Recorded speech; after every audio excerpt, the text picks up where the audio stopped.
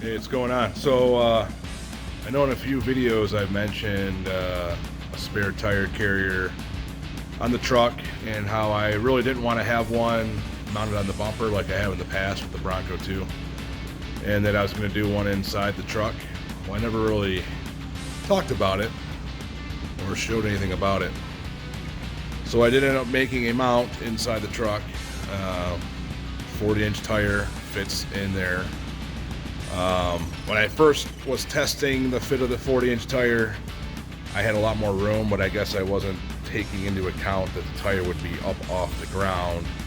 So the farther up the tire is, the back seats are angled back, and then I forgot about the crossbar that attaches the rear shock towers together. So I built a spare tire carrier basically on top of that rear shock tower, and it works out, but I don't have hardly any space now to do anything else with. I mean, I can't even get a cooler in here. I can't do nothing. Here, I'll show you.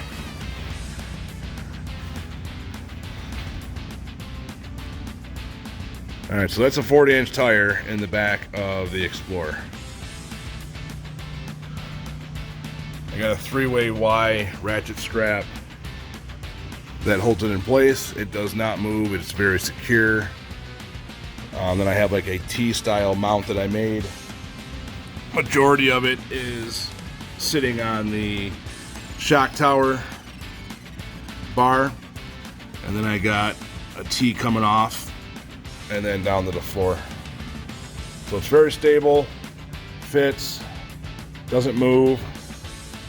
My first little thing was I had to mount the eyelet on the side, because when the door shuts, it basically wants to touch, and that doesn't even have the I don't have the plastic interior panels on yet. So I did have to put this one on the side, which wasn't the plan, but it works, no different. But as you can see, there's really no space to put anything else. And again, the interior panels aren't on yet, and the interior panels kind of come out, and take up, X amount of room. So this isn't going to work for me. The idea was, I could put stuff underneath here, my recovery gear, my straps, but it's just not going to work out with coolers and chairs and whatever else. Like I said, the goal was to have a off-road rig that I can fit the wife and kids in. Well, there's 4 of us. There's going to be at least a cooler. There's going to be, a couple chairs. There's going to be whatever we want to bring on the trail. And right now, it's not possible. All right, so tires out. This is that mount I was talking about. Simple, nothing to it. Did the job. But I mean, look at how much space there is back here that I couldn't use. So I made the decision to pull this out, and I'm going to do a swing out tire carrier. Let's see here. I probably should have put it together first, but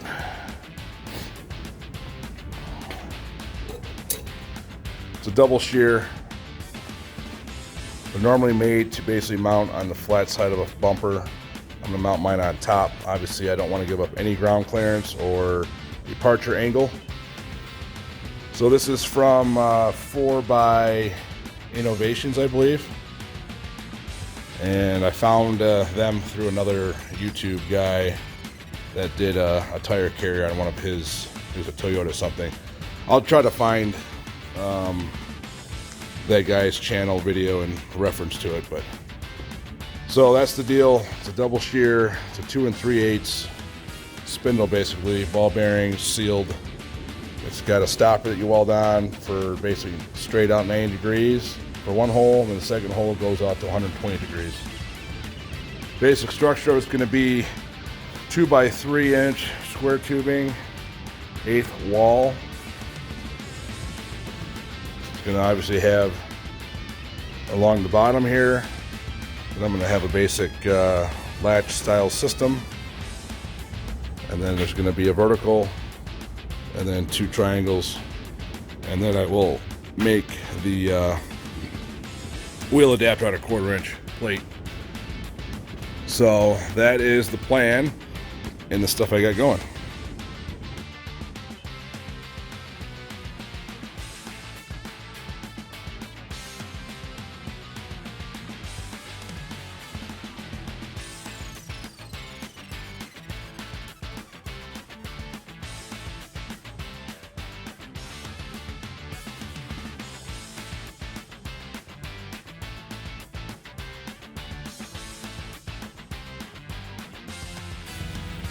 All right, so I started on my swing out tire carrier using 2x3 inch square tubing, 1/8 wall. I used the diameter of this spindle is 2 3/8. So instead of grinding it with a flat disc and not being perfectly square, I decided the $12 was worth it just to buy a 2 3/8 hole saw. Basically, I took this whole 12-foot piece I had the drill press, right about here, and then the workbench is over there. I set the tube up in here with a small pilot drill bit, and then I had the 12-foot piece leveled across, so I had a nice square all the way through hole for both sides. That way I could do half the side, half the tube, and then flip it, and it would be perfectly straight through and square, which it is. So right now I'm mocking up, well, I guess I can show you this real quick.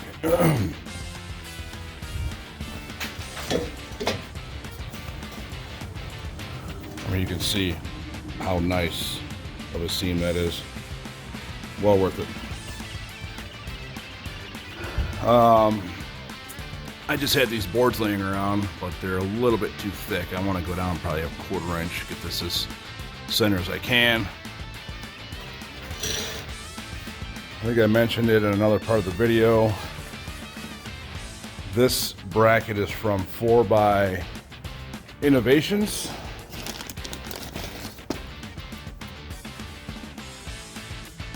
Innovations is where I got this mount. And it's designed to be flush mounted on the outside of a bumper. But I don't want to give up any ground clearance or departure angle. So what I just got done doing here is matching the holes for the bracket to sit. So that way I can weld this on top of the bumper. And then I left room back here for 2 reasons. The number 1 reason was the door hatch is obviously dead center on the door, and it sticks out so far. So this way my center upright will clear the door latch and the wiper. The wiper is offset, so that's not really an issue, but it does go about this far. And this doesn't seem like it's going to be an issue either. So I have plenty of clearance for these 2 things. And then the other reason is I'll be able to do a nice gusset off the back here and make that super strong. So the bolt, 3/4 inch bolt with a nut, goes straight through. Debating on whether to go ahead and weld the nut to the bottom of the bumper or not.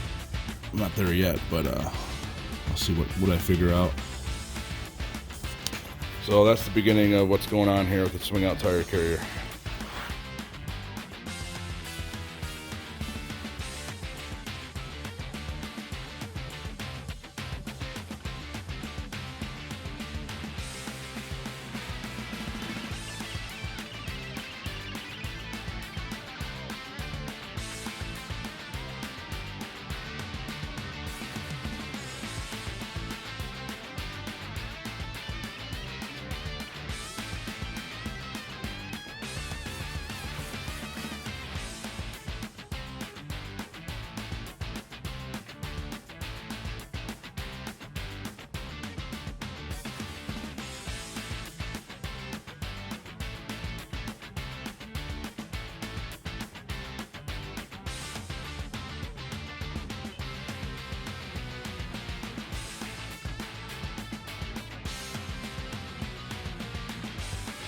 All right, next little update here as I'm building it.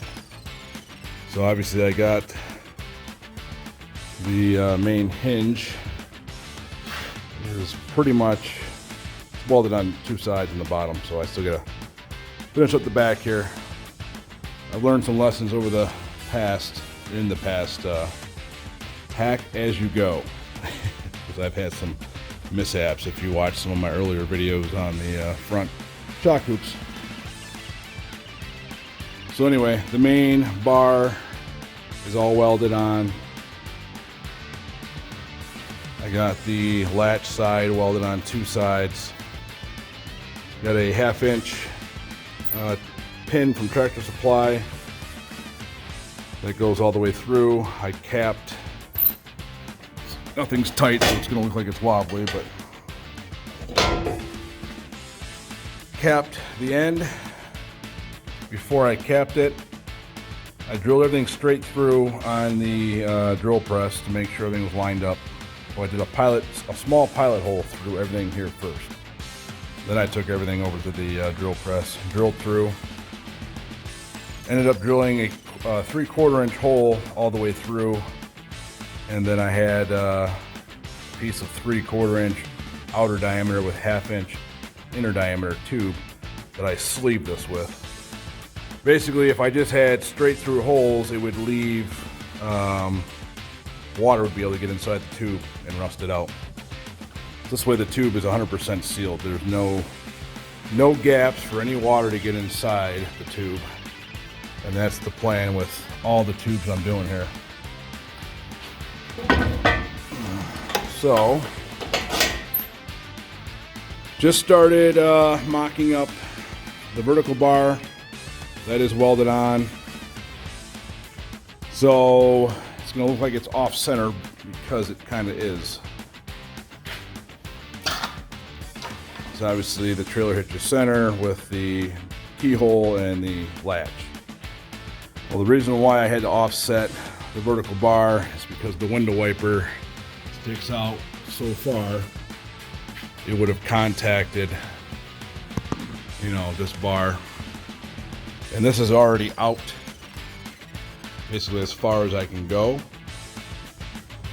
And I did end up notching where the hitches, or not the hitch, the handle here. Basically with it closed, latched in, it was just barely just hovering next to that handle. But I figured I would notch it just in case if I were to back into something, that way it wouldn't push the hatch handle into the hatch. So I got myself about 3/8 or more of a gap now. More for safety. Everything's just kind of rough ground down. Been using the cherry picker to hold the tire up kind of where I wanted it, to find how far out I needed the plate to be from the vertical bar. So how I am getting the spare, you can see the spare looks off center to the vertical post because it is. I wanted to try to bring the spare tire back to center. So I am offsetting this tube off the vertical post, but everything will be gusseted and reinforced. Again, everything's being tacked in as I go, double checking everything. And then I will make the triangular supports. On this side is going to be a tad lower just because of how the window wiper comes in. So I could probably go right below here and down. And then this side I'll come up a little bit higher. So that's the update. Next little update, I guess. More to come.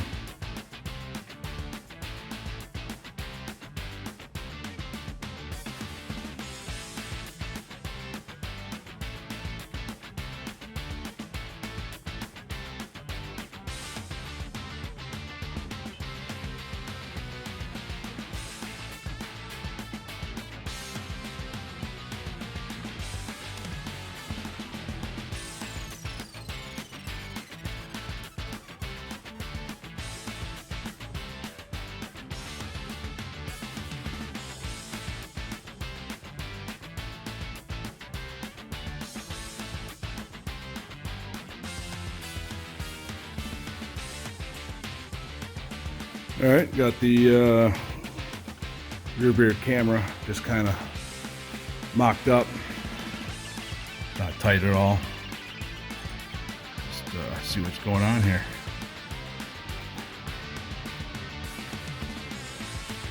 So this right here is obviously kind of a protectant shield when the tire comes on and off. So makes it nice. It's nice having a 1-ton hub to work out of. So I did mount it up as high as I could, just so I figured it would give me the best possible angle down. So let's see if there's any tire that shows on the camera.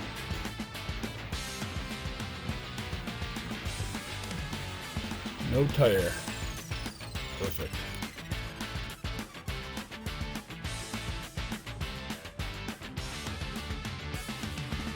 All right, so this wraps up the tire carrier video. I'm not gonna wait till I'm all, I'm not gonna wait for paint and all that stuff. It's built, that's the point of the video. Got my backup camera mounted. I was about to cut up some 1/8" plate and make something like this, and then I looked over at the saw and I had my first 45 cutoff piece just laying on the ground, so I just trimmed it up and then made a perfect shield. So that will obviously protect the camera when the spare tire's coming on and off. Possibly block some sun, I'm not sure if it will or not, but all the stock vehicles like a Jeep JL, I think the new Bronco, all have like a little snout inside the spare tire where the cameras are mounted now. That's kind of what gave me the idea. Having the Super Duty wheel makes it nice with a large bore, so I mounted it as high as I could. Figured that way I could have more of an angle down and back. So really happy with it. Turned out great. I'll have to put a link in the description, but the actual plate my buddy John Sherwin had with the Mud Wasp, had that laying around. It has 8x6.5 bolt pattern as well as 8x170, 3/8 thick. So I saved some studs from that other Super Duty axle I had off the unit bearings. Right here. So those worked out good. I ended up cutting off like, I don't know, a 1/2 inch. Because normally there's a thickness of the brake rotor in place as well. So like I said, it's done. That's the point of the video. Just have to do some finish welds, front, behind, on both sides. And then this bumper is from RCL Fab or RLC Fab, one of the two. It's a super strong bumper. All the strength though is in between the frame rails. So I did notice that the wing, or whatever you want to call it, the side of the bumper here, does have a little bit of flex to it. So when I take the bumper off to finish doing my welds, I will do some boxing on the inside of both sides. There's just a little bit of flex this way, and I don't know if you can see it or not, but once I strengthen that up, the flex will be gone. Then obviously when it swings out right now, it kind of tilts down just a tad. So I will be boxing that before paint. I don't know if I mentioned it yet or not, but I will be taking the license plate and light off the hatch, and I will do something in this area here to finish it off, and then I'll have to fill the holes on the hatch before paint. No big deal. So all right, that wraps up another video here. So like, subscribe, comment. See you in the next one.